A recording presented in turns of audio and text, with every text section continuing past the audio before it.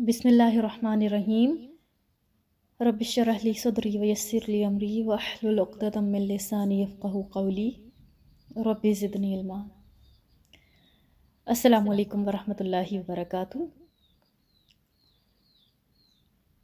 اپنے دل میں کسی بھی شخص کے بارے میں منفی خیالات آ جانا اور ایسے خیالات آ جانا کہ وہ شخص دل میں بھاری لگنے لگے، بوجھ لگنے لگے اور اس شخص سے غیر شرعی دشمنی ہو جائے، نفرت ہو جائے اور پھر یہ کیفیت ہمیشہ قائم بھی رہے، تو اسے کہتے ہیں بغض و کینہ۔ اب جس سے بغض و کینہ دل میں آ جاتا ہے جس کے لیے، ایسے شخص سے جب بھی ملیں گے تو منفی جذبات ابھرنے لگیں گے۔ ایسے شخص سے ملنا، بات کرنا، اس سے کچھ شیئر کرنا ایک بوجھ محسوس ہوتا ہے، طبیعت میں اکتاہٹ آتی ہے اور پھر انسان اس شخص کی ترقی، اس شخص کی کامیابی، اس شخص کی تکلیف، اس شخص کی تعریف کو برداشت نہیں کر سکتا۔ اس کا دل تکلیف میں پڑ جاتا ہے کہ کسی کو ترقی کیوں ہو رہی ہے، کسی کو کامیابی کیوں ہو رہی ہے، کسی کی تعریف کیوں کی جا رہی ہے۔ All you know, we decorate ourselves physically. But this thing which I was describing and now I am describing, these are related to our spirituality. Our heart is just like a pot.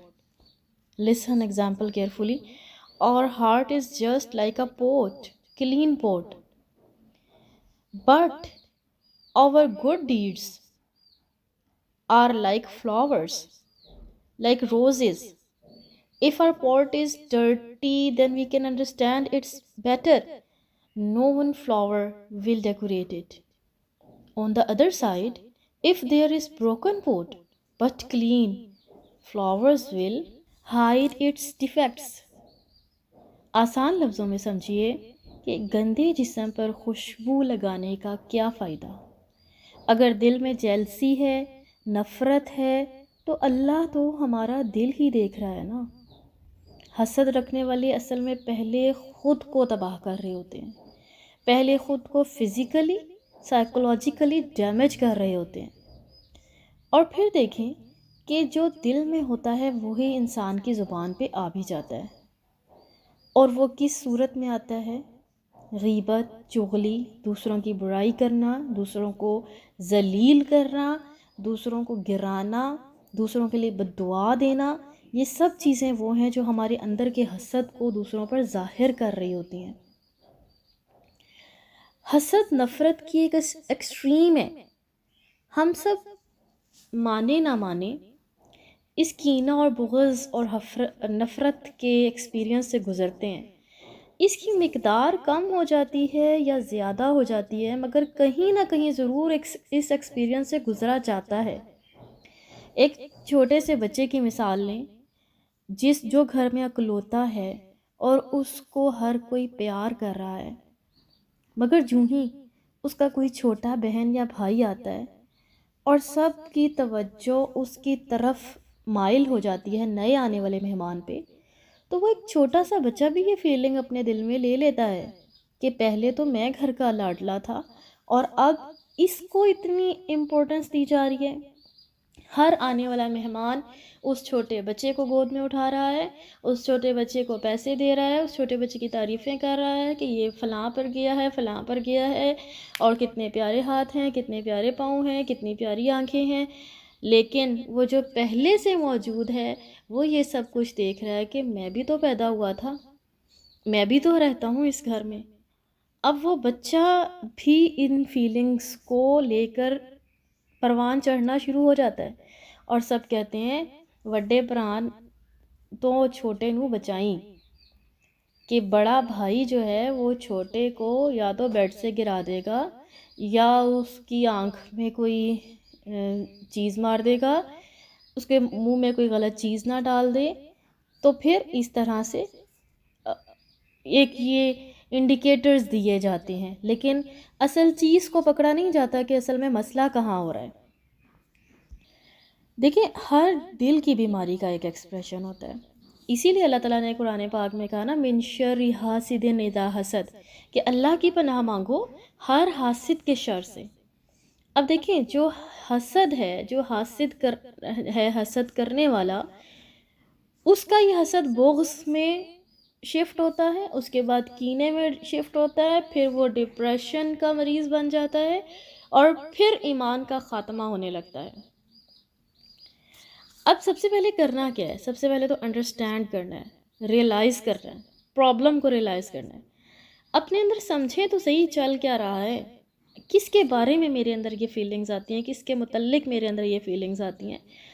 دیکھیں، جیسے غصہ ایک فطرتی جذبہ ہے، اسی طرح حسد بھی ایک فطرتی جذبہ ہے، لیکن مسئلہ تب ہوتا ہے، نقصان دہ تب ثابت ہوتا ہے جب ہم اس کو مینیج نہیں کر رہے ہوتے۔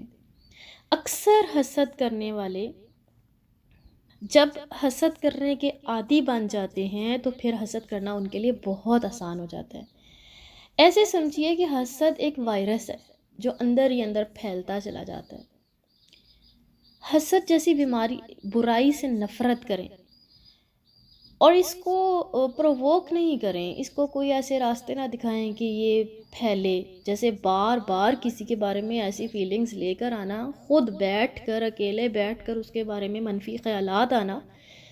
برائی سے تو نفرت کرنی ہے، لیکن برائی کرنے والوں سے نفرت نہیں کرنی۔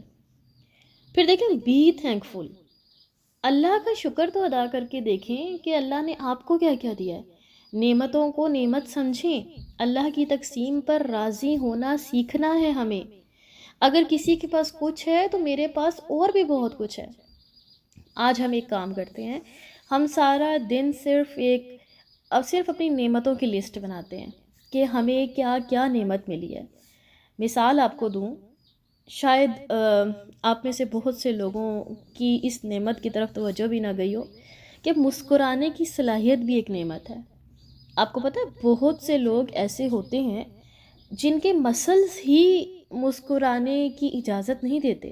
اللہ تعالیٰ نے ان کے مسلز میں یہ پاور ہی نہیں رکھی کہ وہ اپنے لپس کو پھیلا سکیں، اسمائل پاس کر سکیں، اور ہم یہ صلاحیت رکھتے ہوئے، یہ پاور رکھتے ہوئے بھی مسکرانا بھول چکے ہیں۔ ہم تو اس کی کوالٹیز کو پہچانتے ہی نہیں ہیں جس کے بارے میں ہمارے دل میں ایک حسد کی جنگ چل رہی ہوتی ہے۔ اس کی کوالٹیز کو دیکھیں، اس کے اندر کتنی کوالٹیز ہیں، پھر اس کے لیے دعا تو کریں کہ اللہ اس کی نعمتوں کو قائم رکھنا۔ اس کے لیے تو کریں، بڑا جگر چاہیے، اپنے لیے بھی کریں کہ اللہ تعالیٰ، میں اپنے نفس کے شکنجے میں ڈوب چکا ہوں، پھنس چکا ہوں، مجھے اس قید خانے سے نکال دیں، میرے دل کو سکون دے دیں، میرے دل کو ایک آزاد دل بنا دیں، ایک قید خانے میں قید ہوا دل مت بنائیں۔ بہت اذیتی جذبہ ہے حسد اور غل، بغض اور کینہ۔ اس سے بچنے کی ایک بہت پیاری دعا قرآن میں بھی آئی ہے۔ وہ دعا کیا ہے؟ ربنا اغفر لنا ولاخواننا الذین سبقونا بالایمان ولا تجعل فی قلوبنا غلا للذین آمنوا ربنا انک رؤوف رحیم۔